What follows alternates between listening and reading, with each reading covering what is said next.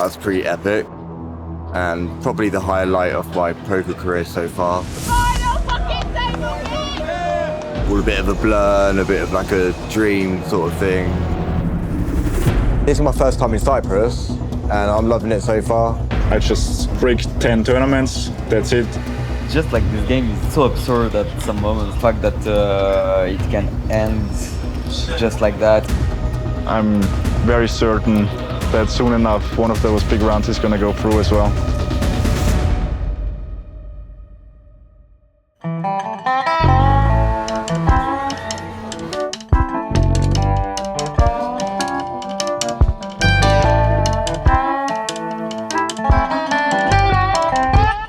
Pretty funny story. So I was playing online at home. It's a 2-day event. So you play down to like so many people the first day, you play so many levels, and then day 2 you play to the winner. So I made day 2, and then maybe with like 20 people left or 20 to 30 people left, my internet cut out from my room. So I basically had to take my laptop outside, climb a tree. It was pouring down with rain, like literally pouring down with rain. I had my laptop. I had to climb a tree in my garden and connect to the neighbour's Wi-Fi. So I sat in a tree for about 4 hours in the pouring rain with an umbrella, playing this W coupe, and then I won it.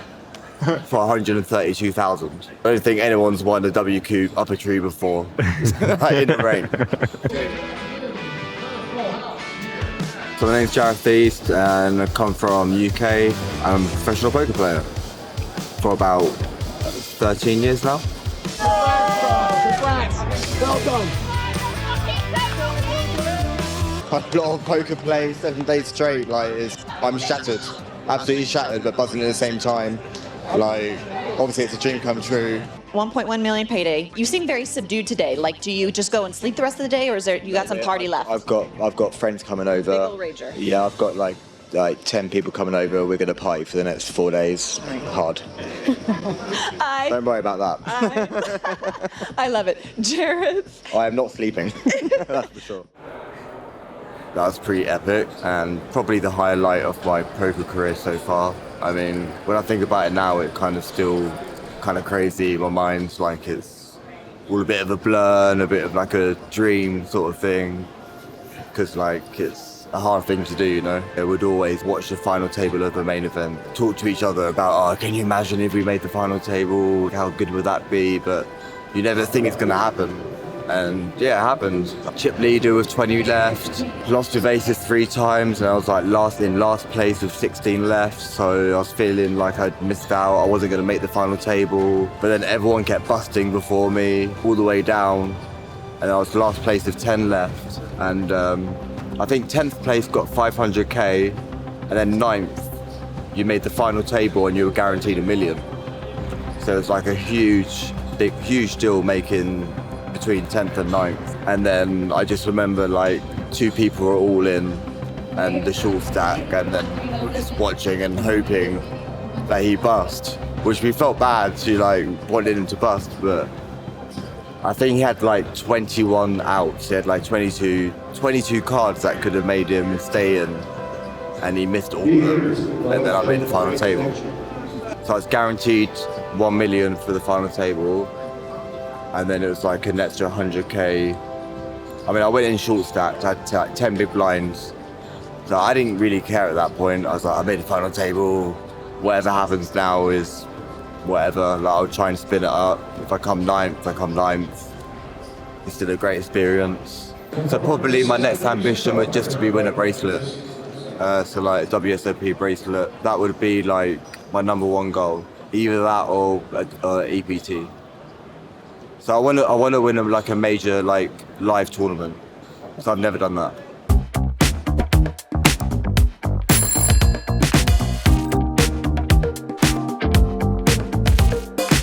No, EPTs are great. First of all, they're all great places to go for holidays, let alone playing poker. You're sort of doing both. Poker comes first, obviously, But like yesterday, for example, I had a day off. So I went to the beach, had some cocktails. You know, you get a day off every now and then, so that's nice. All the stops in the UK is just like a bit boring, just like random casinos, nothing to do. The tournaments are great, the structures are great, the EPT, like very deep stacked, which I like. But yeah, this is my first time in Cyprus, and I'm loving it so far. There's a lot of wild cats. Really friendly cats as well. So in terms of my live poker currently, I would say in terms of live tells and reads, I would say I'm at my peak. I've been working a lot on that. I invested into a live tells course. But in terms of my ability, I would say I'm de-peaking right now.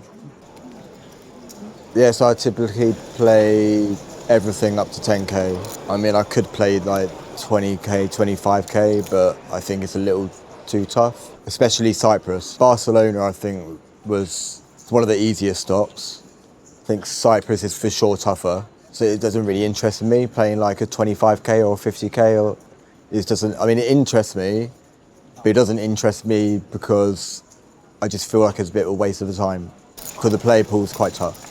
I could hold my own, but I would say the majority of people are probably better than me, which is fine. They study 24/7, I don't. So I'm aware of that, you know what I mean? So I know my place, basically. Manu, for instance, he plays the bigger ones.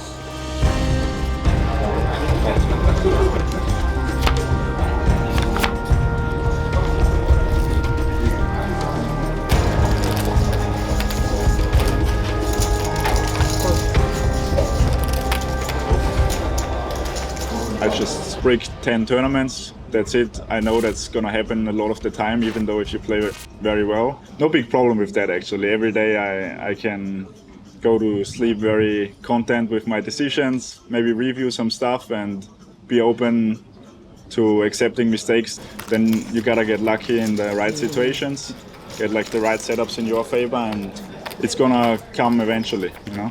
I'm happy that we have that opportunity of playing all these tournaments and in such a great atmosphere and spending time with friends on the side and then going at it every day again.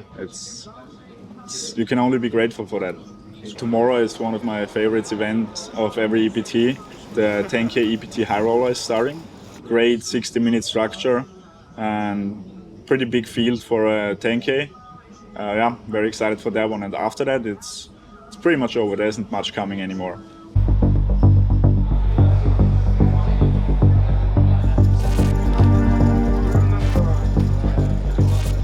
Yeah, day one, I actually played pretty late. Only played 1.5 levels, and then I pretty much flushed my way to 87K.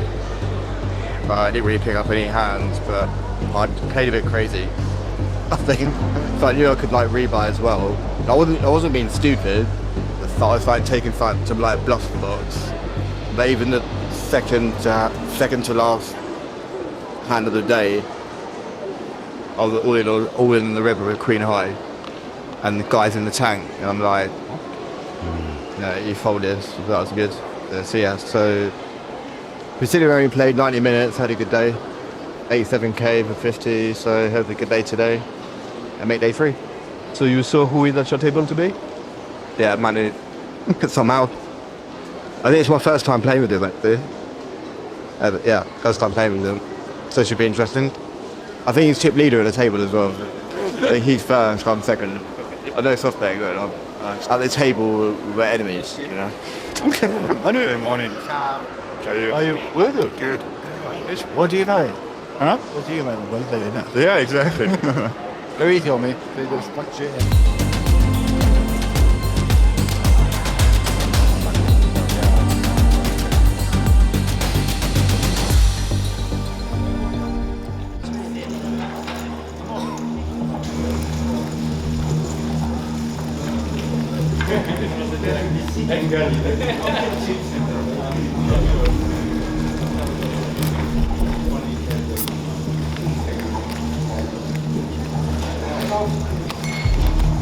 There's the events go high, 128, for 40,000, and 80,000, 80,000. I'm sure it's going to be 46.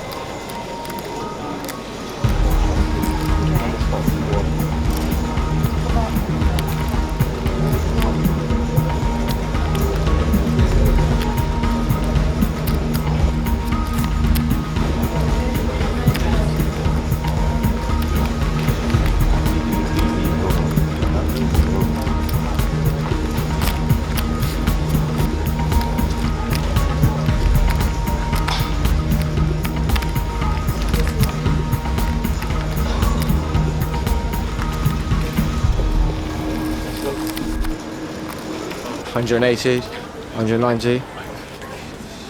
Yeah. And a couple of hero calls. Nothing major.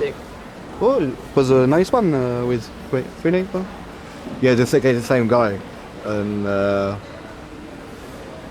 think it was like half an hour before that, he overbet the river. I don't know what he's doing. He had 5-3 suited, and I raised the button with ace-5. The flop was queen, king, king, queen. I c-bet into 2 people, and he calls the flop with 5-3 and king, king, queen. Turns a 5, goes check, check, river's an 8, and you bet 25k into 12. I'm just like, what is this? Called the S5-3 for white calling the flop. So you had. And then yeah, it's the same guy. I was less confident with the queen 8 than the ace-5. And the ace-5 I called pretty quickly. But then I noticed he was like same facial expressions as when he was with the ace-5. I was like, surely he's not like giving that much away with face, but I guess he was. Like, it's probably not that confident. Because you're that expert now. Yeah, peak. Yeah. Like I said, bring this up.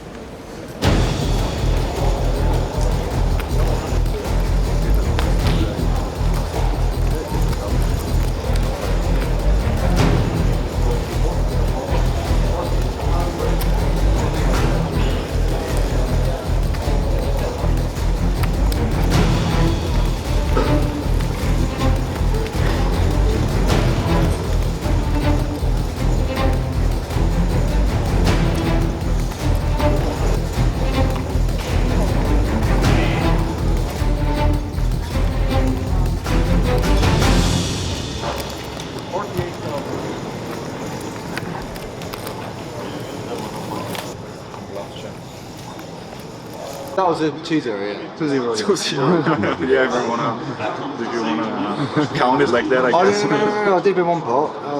Just gonna try to play a lot of hands now and further chip up and hopefully bring a very good stake into the money. Double me up if you want. Maybe that too. Favour. Exactly, yeah. I mean, you're in the desert.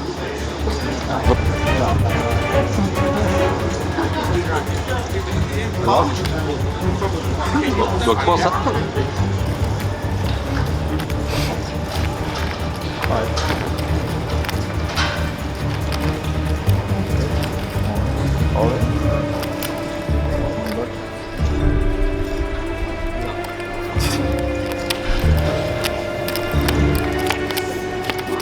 I think I lose.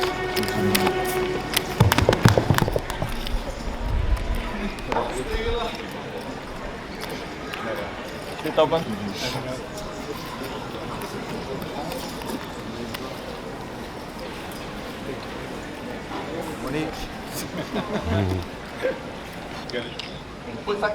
That's disgusting. It is what it is. How have you got that? Yeah. I was getting so many folds now. I'll take it down, man. I'm gonna watch the football now. Oh, what's the game? Arsenal match.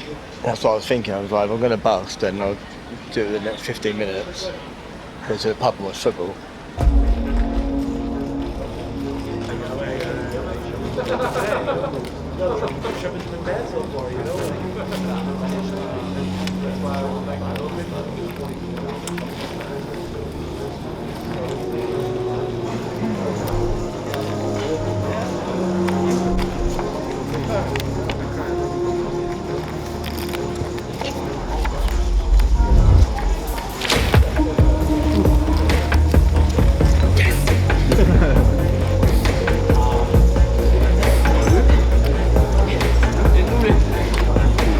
Nobody celebrates anymore. I need to. Look, Juan, he makes Jack on the river for like 800k pot and he doesn't even blink an eye.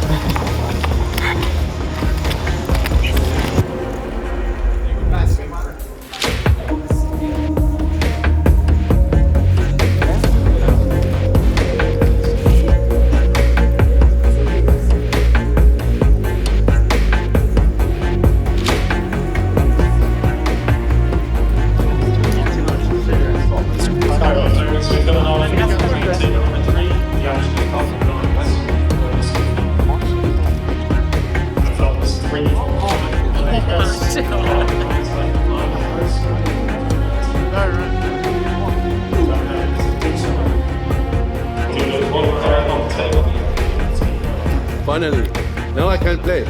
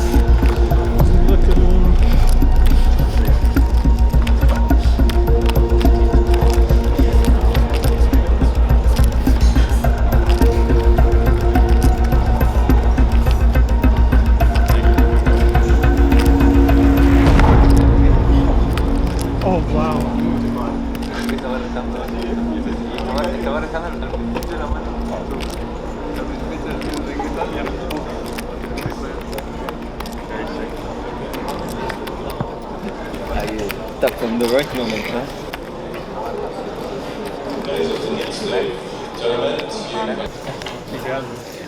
Doing pretty good, huh? Doing very good.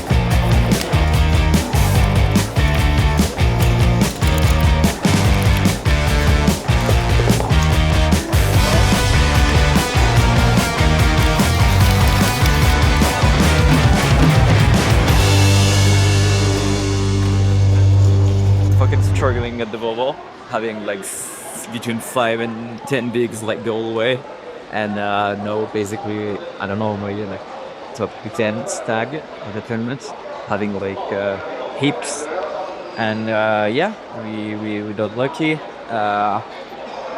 Like just a few small takes at the beginning, and then like one kind of huge spot where I got super lucky having queens against aces and some other guy that had like ace jack for like 10 bigs, and yeah, queen on the river for Masita. So yeah, obviously it changes quite everything, from like fighting to survive to fighting to win. So yeah, that's what we're gonna try to do now. Antes vamos muy guay, ahora pues ya estamos en la This is the last level for today.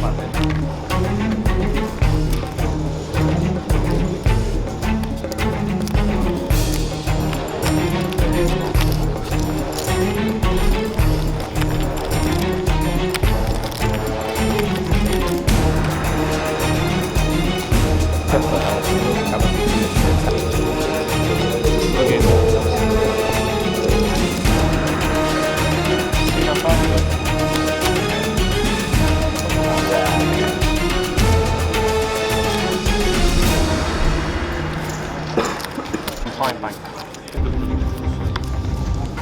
35 points. Yeah.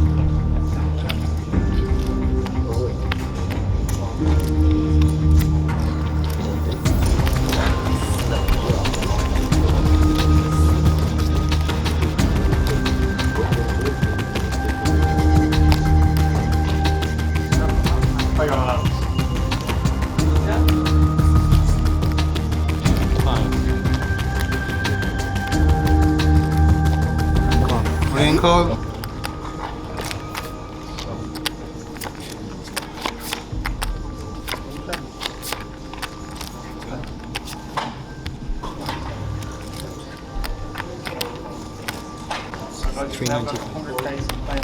Seat open one. James on the account ID number. One better,